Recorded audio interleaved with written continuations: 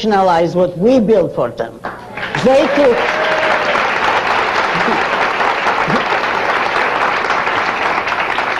took our oil. Well, what do you mean it's not our oil? It's not our. We don't own Saudi Arabia. They do. We own by contract right the installations which we devised to begin with, and we helped them to build. But it sounds like you're saying because we exported our technology, therefore they owe us. That sounds like the altruism that you condemned a moment ago. How? Altruism is the unearned, and this we earned, and they nationalized from us. They have no right to their soil if they do nothing with it. Well, rights are not involved in those primitive societies, but they make a deal with us. They want to bring us in to develop their oil, and then they try to exploit and to literally murder us by means of that oil. That is the unforgivable crime. They would argue that, I mean, some in the Middle East would argue that it's, first of all, it's their oil. They're grateful for whatever technology we were able to share with them, but they will claim that they paid for that, that they responded by presenting us with monies that were appropriate to the services we tendered them, and that let's not expect any favors for them, and that the world markets of laws of supply and demand should determine what the price of oil is. They wouldn't be in a position of monopoly that they have today if we hadn't calmly agreed to let them nationalize okay, then that's our production. Problem. Then we should have been more foresighted when we... Oh, certainly, that I agree with. All right, well, why should we make them pay now for what we failed to put into our contract with them? We're not making them pay. Well, we are if we're insisting on getting oil at a cheaper price. We merely bargain and give in every time. Right. And in a proper society, a government would never let it come that far. But let me answer one point you made, that is their oil. No, it isn't. It was there for centuries, and they didn't know what to do with it. We don't export our technology. We export our minds and our knowledge, without which they couldn't exist, and they admit it. They nationalized oil in a lot of those countries, and then want the Americans or a few Europeans to come and help them run it. They can't even run the oil industry after they've copied everything from us. It can't be done. So they're expropriating, you see. Okay, I just want to get this in before we break. You're an atheist. Yes. I could do the same to you, you know. Why? Since you're the host, I won't say it, but in other circumstances, I would say I don't approve of religion. I recognize your right to it. But yeah, you don't approve of religion because? Because it's mystical, because it's based on faith, not on reason and facts. So for you, but not for others, okay, what do you care? Somebody wants to worship a Christmas tree or a telephone pole, that's their business. I wouldn't stop them legally. I said I grant them the right to believe anything they want, but I don't have to approve. And the question was, I would say, you know, at them, yeah. But I would never pass any laws to stop them. Yeah. You've got to allow that you're not smart enough to know whether or not there's a God. Yes, I am, and everybody here is. Is what? Smart enough. That doesn't take much intelligence. You know why? Why? Because you're not called upon, I cannot be called upon to know a negative or to prove a negative.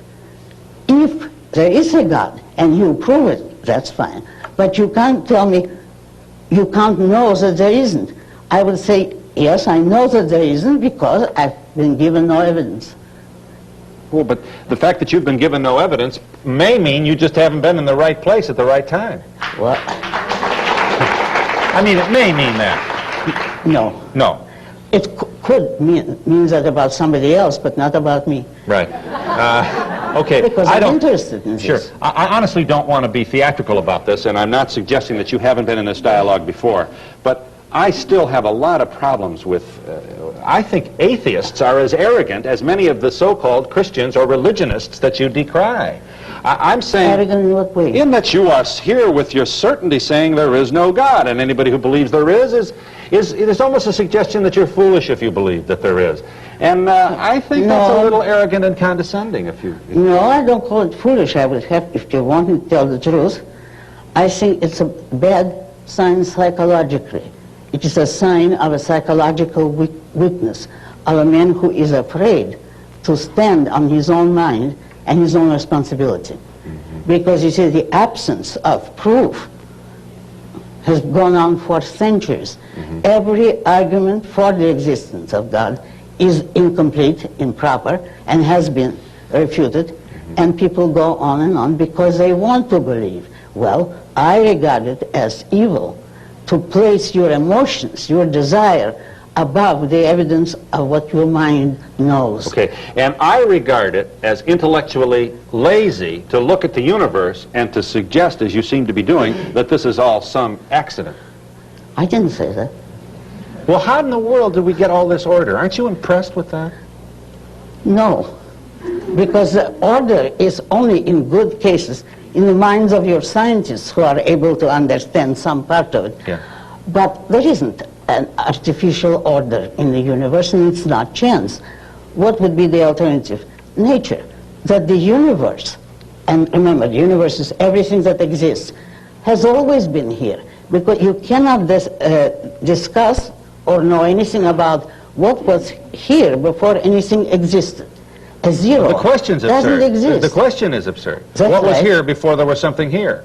Exactly. If there was something here before there was something here, then there was Right. something there already. Exactly. And then we have to ask what was there first. That's right. All right. So all But I'm wait a asking, moment. Miss Rand, is... Excuse me. One thing, but that's what you're doing with the idea of God, speaking philosophically. True. You say you need someone to explain the order, but what will you then have to explain God? You have to take what exists as a fact, and you start with what exists, and you see how much you can learn about it. But Aren't you really filled with wonder when you look up at the stars? no, and I don't like to look at them. I love this earth. You know when I'm filled with wonder? When I look at skyscrapers, at the man-made, at what men were able to achieve on their own, unaided, so-called, mind, without the help of faith, desires, or any sort of mysticism. You know what you see in those skyscrapers? What? Lonely people with in baskets and out baskets and dead-end jobs and no creative challenge and bosses who don't appreciate what they're doing and underpaid exploitation on the part of many, many people who go in like cattle, filing into these ecological disasters that let too much heat in the summertime. You're an ecologist? All right, let me ask you.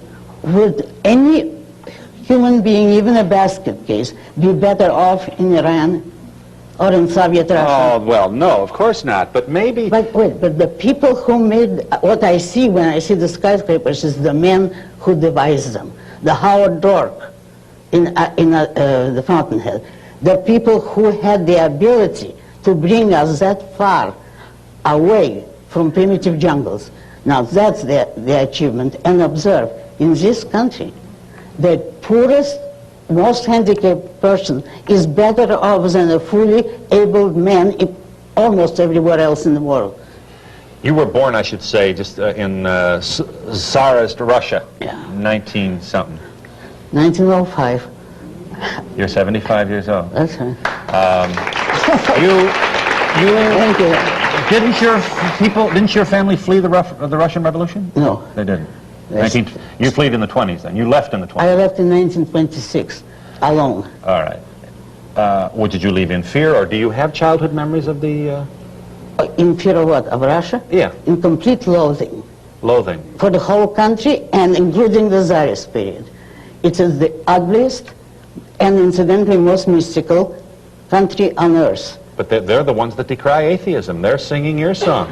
Oh, no. To the people, huh? Oh, no. I'm sorry, decry Christianity. I'm sorry, decry religion is what I meant to say. No, they really don't. They have a materialistic mysticism of their own.